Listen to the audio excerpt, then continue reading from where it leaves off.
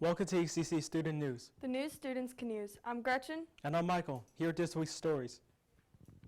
Joining several other states in dropping mask mandates, Governor Eric Holcomb cited the state's improved COVID-19 numbers, increased vaccinations, and greater capacity to care for those who are getting sick. However, state health officials continue to encourage wearing everywhere, and masks remain mandatory in K-12 schools and state buildings, along with all COVID testing and vaccination sites. In addition to these rules, Hoosiers are still subject to guidelines set by their local jurisdictions. Businesses and other entities have the authority to implement mask requirements and more stringent COVID-19 restrictions as they see fit. Many businesses in and out of Indianapolis say they'll continue to uphold their mask mandates. Migration to the border and rising arrivals of unaccompanied minors are skyrocketing and hit record levels. Border facilities are excessively overcrowded. The Biden administration is scrambling to open more shelters and transfer migrant kids out of detention conditions that even President Joe Biden agreed are unacceptable. In the last several weeks, Republicans have pushed to brand the situation as a crisis. The Biden administration has conspicuously avoided the situation, and the efforts to rebuff and label it has been pointed out. Manatee County, Florida announced a state of emergency on April 4th as a toxic wastewater reservoir is on the brink of collapsing.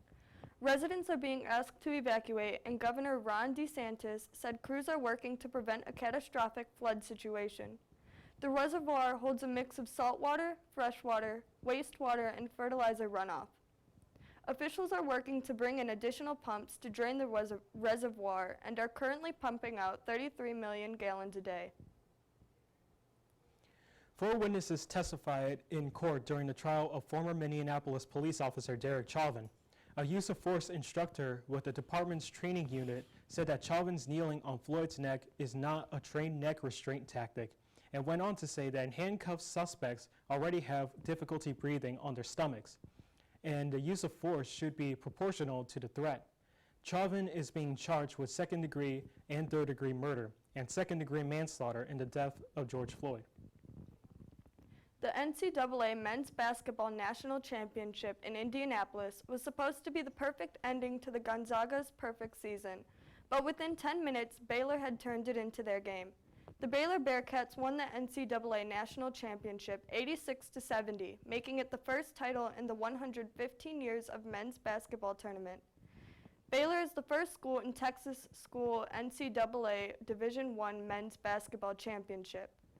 For the Bearcats, winning the title and playing in the bubble brought the team closer together by averaging 6 straight wins by 15 points.